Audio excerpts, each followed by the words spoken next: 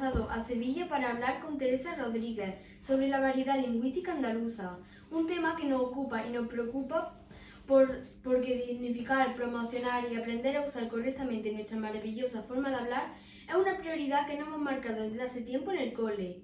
Y por ello hemos entrevistado a estudiosos del tema y a las personas más cualificadas para hablar del mismo, que no son otras que las personas licenciadas en filología, como es el caso de Teresa, que es filóloga y profe de lengua, y que en la actualidad desempeña el cargo de parlamentaria en el Parlamento de Andalucía. Hola Teresa, muchas gracias por atendernos. Gracias a vosotras. Si te parece, comenzamos. Cuando queráis. Los prejuicios con respecto al uso de la variedad lingüística andaluza que se apreciaban en el alumnado del cole y la comunidad escolar en general, pues una gran mayoría tenía asumido que hablaba mal por el hecho de utilizarla. Fue uno de los motivos que impulsó al claustro del colegio a implementar este proyecto de televisión. Tras 6 años de desarrollo, nuestros niños y niñas saben que es una forma tan válida como cualquier otra para expresarse y tienen argumentos para defenderse cuando reciban comentarios inadecuados.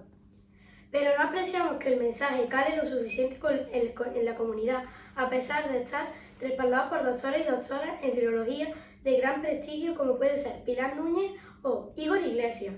¿Dónde nacen estos complejos y desde cuándo crees que se acrecientan? Bueno, yo creo que tiene que ver con asociar una determinada forma de hablar a un nivel socioeconómico. Entonces, claro, Andalucía, que por sus cuestiones históricas profundas que vienen desde la mal llamada Reconquista, ¿no?, donde hemos estado en una situación en la que, por ejemplo, se repartían lotes de tierra a la nobleza castellana y por tanto no hemos tenido acceso a la tierra desde los municipios, los ayuntamientos, los trabajadores y trabajadoras, pues ese modelo latifundista ha generado su desarrollo económico y por el subdesarrollo económico se nos ha vinculado la pobreza a la incultura. Y efectivamente ha habido también largos periodos y datos muy duros de analfabetismo en Andalucía, pero tenían que ver con una injusticia histórica de índole económica. Entonces, como hay esa costumbre clasista de vincular pobreza a todo tipo de maldades, ¿no?, porque a lo mejor no había un nivel de alfabetización alto, pero por otro lado una serie de saberes y de cultura tan válido como cualquier otro, ¿no? Pero al no estar asociado a la riqueza económica, pues eso ha traído consigo prejuicios. Es como cuando vemos a una persona que es de fuera y si vemos que tiene un cochazo y una ropa estupenda y no sé qué, le asociamos una serie de valores positivos. Y si vemos a una persona que tiene una ropa humilde y vive en la calle, a lo mejor pues entendemos, sin conocer a esa persona de nada, que es inculta, que no sabe relacionarse con las personas, incluso que es peligrosa, ¿no? Y si tiene otro color de piel, pues también lo vinculamos a una cosa extraña y peligrosa. Pues con el andaluz pasa un poco lo mismo, como eso, tenemos una cierta, una historia de su desarrollo económico, pues se ha vinculado a su desarrollo a una forma de hablar concreta. Teresa, la segunda pregunta de esta entrevista es obligada. ¿Qué es hablar bien? Hablar bien, según Igor Rodríguez Iglesias, es expresar bien las ideas con educación, con empatía y sabiendo de lo que se habla. Es decir, que lo importante es que uno hable de algo de lo que sepa hablar, de algo que conozca, que no hable por hablar, y además que lo haga de forma empática con quien te escuche y de forma educada con quien te escuche. Eso es hablar bien. No tiene que ver con ninguna forma estandarizada de hablar. Si uno se hace entender, si uno habla de lo que sabe y si uno es simpático y agradable en el trato, respetuoso con quien escucha, habla bien. Íberos, griegos, toltesos, fenicios, cartagineses, romanos, visigodos, bizantinos, sirios, almorávides, almohades, nazaríes y castellanos han pasado por Andalucía. Somos fruto de esta herencia. ¿Este bagaje cultural ha influido en nuestra lengua? Por supuesto, porque es que además tenemos la imagen a veces en historias de que esto es un solar, ¿no?, porque pasa gente y se va, ¿no? Los romanos vienen y se van, los árabes vienen y se van, o los tartesos estuvieron y se fueron.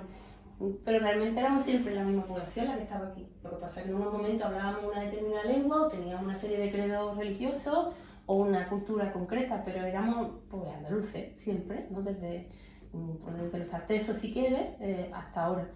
Entonces, claro, pues todos los pueblos que han influido sobre el nuestro y todas las culturas que hemos abrazado, pues forman parte de lo que somos, incluso si ya no somos eso, pero la forma en la que cocinamos, la forma en la que celebramos las fiestas, la forma en la que nos expresamos y hablamos, está vinculada con toda nuestra historia. Y si nos censuran nuestra forma de hablar, de alguna forma no es solo una forma de hablar, sino todo un depósito de cultura, de saberes que se han ido comunicando de padre a hijo, de madre a hija durante la historia, ¿no? Por eso es tan importante conservar esa expresión, porque el lenguaje está muy vinculado a una serie de contenidos, de saberes ancestrales que hemos ido atesorando como pueblo, ¿no? Y por eso es tan importante que nadie nos obligue a hablar de una forma que no es la nuestra. Te hacemos un planteamiento largo pero necesario para introducir la pregunta. A ver, la idea más aceptada es que el reajuste de sibilantes durante los siglos XVI y XVII dio origen tanto a la distinción castellana de C y S y al ceseo y al ceseo andaluz. Si este reajuste consistió en la simplificación de 6 sonidos sibilantes del castellano antiguo a 2, en el caso castellano y a 1 en el andaluz, siendo el modelo andaluz el que se ha impuesto en toda Sudamérica, porque estando al mismo nivel evolutivo el ceseo y el ceseo, este último se estigmatiza. Por lo mismo por lo que se estigmatiza en general el andaluz, porque está vinculado a zonas rurales y a entornos pues, más pobres socioeconómicamente, porque Andalucía no es una realidad uniforme. También hay Andalucías de primera y de segunda. Entonces, digamos que la poca burguesía andaluza se puede vincular a una forma de hablar muy concreta de Sevilla capital, que es ceseante, y por tanto se asocia pues, riqueza a prestigio, a ceseo. Y entonces, en el momento en que otra vez intentaron estandarizar el andaluz, desde un punto de vista que no es lingüístico, sino económico-cultural, pues lo asociaron la fórmula de prestigio a la de Sevilla capital, que es ceseante. Cuando verdaderamente puede haber personas con muchísima cultura de zonas rurales que cesean o que jejean o que hacen la S de la subbética y son personas con niveles culturales diversos y con también niveles culturales, digamos, saberes distintos que no tienen que ver solo con la academia, ¿no? Pero en algún momento alguien entendió que la fórmula prestigiosa del andaluz era la de un profesor universitario de Sevilla capital, ¿no? Porque digamos que bueno, lo que se asocia a una fórmula de prestigio tiene que ver siempre con eso, con asociar riqueza a bondad y pobreza o humildad o condiciones socioeconómicas más populares a maldad, ¿no? Es una cuestión de clasismo. Existen sonidos en andaluz como la aspiración de la G y la J, la CH de la Andalucía más occidental, las 10 vocales, 5 cerradas y 5 abiertas, de la Andalucía oriental con las que construimos singular o plural o la imela, que no existen en castellano y por tanto no tiene ningún fonema que la represente para que no podamos transcribir. ¿Dónde sitúas tú el origen de estos sonidos? ¿Te has llegado a plantear que necesitamos nuevos fonemas con los que poder transcribirlos? Claro, y hay gente haciendo un trabajo súper interesante en ese sentido, de encontrar fonemas y encontrar fórmulas de transcribir las distintas fórmulas que empleamos en el andaluz para hacer discriminaciones como las que tú hablabas de distintos sonidos, ¿no? y de distintas formas gramaticales, tenemos el singular y el plural. Vienen, lo que tú dices, ¿no? La mayoría de las teorías tienen que ver con que en Andalucía, digamos que aprendimos castellano aplicando, imprimiendo los sonidos que ya estaban en nuestra garganta, dice Antonio Manuel Rodríguez, ¿no? Entonces, dependiendo de cómo se había desarrollado la aljamia, la forma de hablar de los andalusíes, estos aprendieron castellano con su propio acento y lo imprimieron ahí. Y de ahí pues las distintas formas de aplicar o de pronunciar sibilantes o las distintas formas de hacer los plurales. A veces incluso también tenía que ver con el tipo de inmigración con la que se repobló Andalucía con la conquista cristiana. Y entonces, por ejemplo, vemos como en el oriente se hace el diminutivo en Ico, ¿no? Si vas a Granada te van a decir Bonico, por ejemplo, que también lo hacen en Aragón. O si vas a algunas zonas de Andalucía, de Sevilla, por ejemplo, hay mucha gente que hace el diminutivo de Nino, ¿no? Chiquinino, por ejemplo, ¿no? Y es como lo hacen en Asturias, ¿no? Porque la población que nos conquistó, digamos, una parte de ella se quedó aquí, repoblaron con mucho esfuerzo algunas zonas con población asturiana y aragonesa, que dejaron aquí su forma de hacer los diminutivos. Bueno, pues toda la mezcla de toda esa historia es la forma en la que hablamos ahora. Una universitaria andaluza llamada Julia, que estudia fuera de Andalucía, publicó en Twitter hace unos meses que una profesora de la universidad le dijo que si quería ganar credibilidad cuando hablara debía deshacerse de su acento andaluz. Por desgracia, esto no solo ocurre de Peñaperros para arriba. También hay docentes andaluces que transmiten a su alumnado la idea de que utilizar el castellano de Castilla a la hora de leer y expresarse en clase a una manera más correcta de hacerlo. ¿Ve al profesorado andaluz víctima de la sociedad que no deja de transmitir mensajes subliminales adjudicando a la habla andaluza connotaciones peyorativas o es falta de formación en este sentido? Son las dos cosas, porque las discriminaciones se reproducen porque no se tratan, no se habla de ellas. Entonces, cuando no se habla de ellas, se reproducen. O sea, no es solo una cosa de que haya andaluzofobia, que la hay, sino también porque uno no analiza con gafas verde y blanca, así que la realidad es como el machismo, ¿no? Si no se hacen al respecto, va a seguir. No es solamente que la gente sea machista o no, sino que deja que el machismo se reproduzca. Pues con los prejuicios andaluzofóbicos pasa algo parecido. Hay que proponerse, romper con ellos. Entonces, no son solo los profesores, es que los libros de texto, tradicionalmente, y una de las gramáticas didácticas más utilizadas en el castellano, que es la gramática didáctica de SM, de la editorial SM, dice que el ceseo es una fórmula vinculada a baja cultura. Es que resulta que el libro de estilo de Canal Sur le dice a los periodistas que los hablantes de andaluz que cesean, cuando van a entornos formales, no cesean, y que por tanto los locutores deberían evitar el ceseo, aunque sea su forma natural de hablar, de su lugar de origen. El jejeo, por supuesto, lo desprecian completamente, tanto en el libro de estilo como en algunas gramáticas y libros de texto que utilizamos en Andalucía, y que son ediciones andaluzas, ¿no? Por tanto, por eso es necesario llevar a cabo iniciativas concretas para dignificar todas las formas de hablar el andaluz. Hace 500 años, Juan de Valdés, nacido en Cuenca, ya criticaba el nombramiento de Antonio de Nebrija, sevillano, como redactor de la primera gramática del castellano porque era andaluz y según él su lengua no era muy pura, es decir, que no hablábamos lo mismo que en Castilla. Poco hemos avanzado en 5 siglos, si una gran mayoría de personas sigue creyendo que no pronunciar exactamente igual que el castellano o que un castellano o tal como están escritas las palabras en el diccionario, es hablar bien, es hablar mal, ¿no? Sí, además el pensar que una lengua tiene un estándar ya en general, no solamente con el andaluz, con el castellano, el pensar que las lenguas tienen forma estandarizada es un concepto completamente extralingüístico, no tiene que ver con la lingüística, tiene que ver con eso, con los prejuicios sociales, con el clasismo, con el imperialismo en algunos casos, ¿no? Como Francia decía que ellos tenían la lengua francesa y sus colonias un dialecto, aunque hablaran también francés, y decían el concepto de dialecto lo aplicaban concretamente a cómo hablaban las colonias francesas. Son conceptos que no tienen que ver con la lengua, con la lingüística como tal, sino con prejuicios de índole clasista en la mayoría de los casos o con prejuicios supremacistas de unas culturas sobre otras. Todas las lenguas están en constante evolución y como decía Pedro Orozco, la economía del lenguaje es uno de los criterios que se utiliza para considerarla más o menos avanzada. ¿Esta economía del lenguaje tan característica de la variedad lingüística andaluza la aleja cada vez más del español de Castilla?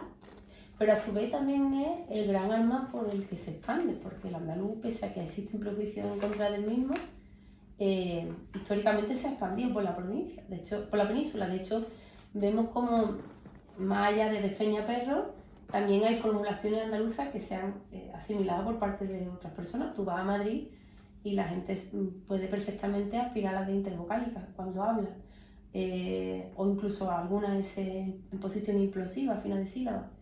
Y fíjate que precisamente la variedad lingüística que ha triunfado más, que se ha arraigado más en América Latina, ¿no? O sea, hay más personas castellanoparlantes que se sean que castellanoparlantes que no lo hacen. Hay más castellanoparlantes que aspiran la S al final de sílaba que los que la hacen. Por tanto, digamos que es una fórmula lingüística que, pese a estar denostada desde el espacio más formal, ¿no? En el ámbito coloquial y popular, ha tenido más éxito que algunas supuestas fórmulas estandarizadas, ¿no? El profe compara una lengua, en cierto modo, con una goma de borrar. Si no se usa, no se cambia. Pero su uso hace que vaya perdiendo aristas. ¿Es la variedad lingüística andaluza un ejemplo de esa goma de borrar muy usada y cada vez con menos aristas? Sí, claramente. Y eso es positivo, quiero decir, es una forma también de supervivencia de la propia variedad lingüística. En el artículo 10, apartado 3, punto 4 del Estatuto de Autonomía de Andalucía, es decir, la ley por la que nos regimos los andaluces, dice que la comunidad autónoma ejercerá su poder para defender, promocionar, estudiar y prestigiar la modalidad lingüística andaluza en todas sus variedades. No parece que Canal Sur, que puede ser la plataforma ideal para tal fin, se lleve a cabo. La mejor forma de que algo cambie es que el pueblo andaluz reivindique su lengua y exija su uso. Nosotros creemos que es necesaria una ley de defensa del andaluz. El estatuto lo recoge, que es nuestra norma primera, y por tanto debería tener un desarrollo reglamentario, legal, tener una ley de defensa del andaluz donde pues no se permita, por ejemplo, que exista en los libros de texto prejuicio en torno a ninguna de las ejecuciones de nuestra variedad lingüística, o que no se permita, o que, por ejemplo, se fomente que los medios de transporte tengan locuciones en andaluz. Yo recuerdo, siempre lo cuento, cuando hubo un tiempo, muy poco tiempo, yo he usado mucho el tren, en el que los destinos en tren te los daban en andaluz. Y decían, por ejemplo, próxima estación, Dos Hermanos. Y acompañado de un rasgueo de guitarra, que eso no hacía falta, es una forma un poco excesiva de folclorizar el andaluz. Parece como que estaba hecho para los turistas, pero bueno, más allá de eso, quitándole la guitarra, pues es la forma en la que hablamos. Sin embargo, recuerdo que todos los pasajeros se extrañaban y decían, qué exagerado, nosotros no hablamos así. Pues claro que hablamos así, pero no estamos acostumbrados a escucharnos en locuciones formales. Por eso pasa que cada vez que hacen un spot del 28 de febrero, además, o del 4 de diciembre, que son fechas clave de la historia de Andalucía, las locuciones de esos spots normalmente son en castellano de la meseta del centro y norte peninsular. No solo ahora con el PP, a lo largo de toda la historia. Hemos visto los archivos de todos los spots que se han hecho y como es un entorno formal, pues no estamos acostumbrados a escuchar un acento andaluz en esos espacios. Entonces es importantísimo porque eso de alguna forma lo que hace es trasladar la idea de que hay algo mal en la forma de hablar que tenemos y que por tanto en casa sí, en el entorno familiar sí, pero en la escuela, conforme avanzamos en niveles educativos, si vamos a la universidad, las exposiciones empiezan a autocorregirse, si cecean los chavales que vienen de pueblos donde se cecea, se jejea o incluso se emplea la S de la subbética, también empiezan a intentar evitarla. Y al final no solo perdemos nuestra forma de hablar, sino también toda la cultura, todo el conocimiento, todo el saber que hay detrás de la forma de hablar que tenemos. Las señales de identidad propia no hacen en ningún pueblo mejor o peor que otro, pero a veces esas diferencias son un tesoro, como es el caso de nuestra variedad lingüística. ¿Sabemos apreciarlo en Andalucía?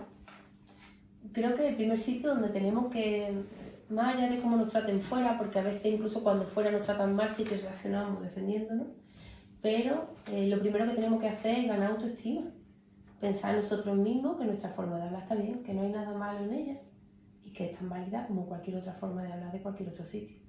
Entonces esa es la clave, o sea, si nosotros ganamos autoestima ahí, nos convencemos de que nuestra forma de hablar, en cualquiera de sus variantes, está bien, obviamente vamos a conseguir proyectar hacia afuera que sentimos orgullo por nuestra forma de hablar, igual que sentimos orgullo por la cultura que nos trasladaron nuestros padres, nuestros abuelos y abuelas, y por eso que hemos sido capaces de construir como pueblo, que son todos esos elementos, lengua, música, cultura, poesía, flamenco, monumentos. Sí, tener orgullo por eso también es el primer paso para mejorar. Cuando una persona no tiene autoestima, cuando no se quiere a sí misma, es muy difícil que sea feliz. No, es muy difícil que te quieran los demás, porque si tú no te quieres a ti mismo, los demás te van a ver como alguien inferior, porque tú mismo te colocas en esa posición. Entonces la clave de todo es empezar a tener el autoestima suficiente para pensar que somos tan buenos como cualquier otro, ni mejores ni peores, pero igual de buenos, ¿no? Teresa, es muy común ver en televisión a periodistas y presentadores canarios utilizando la lengua propia de las Islas Canarias, señal inequívoca de que su uso es aceptado en las distintas televisiones, tanto públicas como privadas. ¿Por qué no ocurre eso con los periodistas o presentadores andaluces que son, pensamos, obligados a castellanizar su acento?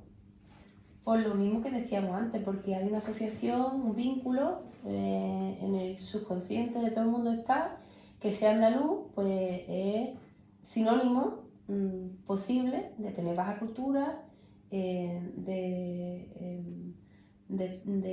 formar parte de un estrato social más bajo y por tanto de tener vinculado una serie de factores negativos. Eso pasa especialmente con el andaluz, con el canario también pasa, pero de otra forma, está como más exotizado, tienen otros prejuicios en torno al canario. Pero en torno al andaluz está claro que es sinónimo de incultura, ruralidad, falta de coherencia, desorden, ¿no? Esos son los valores que se asocian en general con el andaluz. Es curioso ver cómo nosotros a veces ahora se hacen discursos respecto a la inmigración parecido a los que se hacían respecto de la inmigración andaluza afuera. Hay textos que recogen cómo eran vistos los andaluces que fueron a Cataluña, que fueron 1,5 millones de andaluces, para una población de 6,5 millones que tenía Cataluña, fueron 1,5 millones de andaluces a buscarse la vida allí. Y los comentarios que salían respecto a los andaluces allí son muy parecidos a los que nosotros hacemos sobre los inmigrantes. Y ese asociar un lugar de nacimiento sin más, sin conocerte de nada personalmente, a una serie de valores negativos que en este caso tienen que ver con una forma concreta de hablar. Entonces tenemos que ver ahora cómo hay una serie que se lleva a cabo en Andalucía, en Sevilla y en otros pueblos. Nadie habla andaluz, nada más que el ladrón y el camarero, o como la última temporada de Aquí no hay quien viva, otra vez la sirvienta de la marquesa pues tiene acento andaluz. Y eso lleva pasando por mucho tiempo y sigue pasando así. Al hilo de la anterior pregunta, tampoco argentinos, uruguayos, venezolanos, ecuatorianos, peruanos, etc. tienen complejo a la hora de utilizar sus variantes lingüísticas. ¿Qué nos diferencia? ¿Tenemos algo que aprender de ellos? Bueno, pues claro, pensar que nuestra forma de hablar, ya digo, tiene la misma validez que cualquier otra. Esa es la clave de bóveda del asunto. Entender que es válido, que no es incorrecto. Pero es difícil porque la academia tiende a decir que es incorrecto. Nos dicen constantemente que es incorrecto cuando no se usa y además cuando se usa pues se vincula a formas incorrectas de estar en el mundo, ¿no? Entonces por eso hay que hacer un trabajo consciente para superar esa barrera, como con la discriminación entre hombres y mujeres. Pilar Tábora, Benito Zambrano o Alberto Rodríguez hacen y han hecho cine en andaluz. 3 directores vascos como Aitor Arregui, José Mari Goenaga y Jon Garaño, también con La trinchera infinita, Manu Sánchez hace teatro en andaluz. ¿Debe el mundo de la cultura ser el motor que impulse, visibilice y dé valor a nuestra lengua? Sin duda. Pero también, además del mundo de la cultura, que es clave, el mundo de la ciencia también. Estamos como poco acostumbrados a ver a personas que hablan en el ámbito científico y utilizan el andaluz. Recuerdo hace también poco tiempo salió un anuncio de una pasta de dientes, que esto es una tontería, pero me llamó mucho la atención porque normalmente vinculamos las profesiones vinculadas a la ciencia a una forma de hablar concreta, ¿no?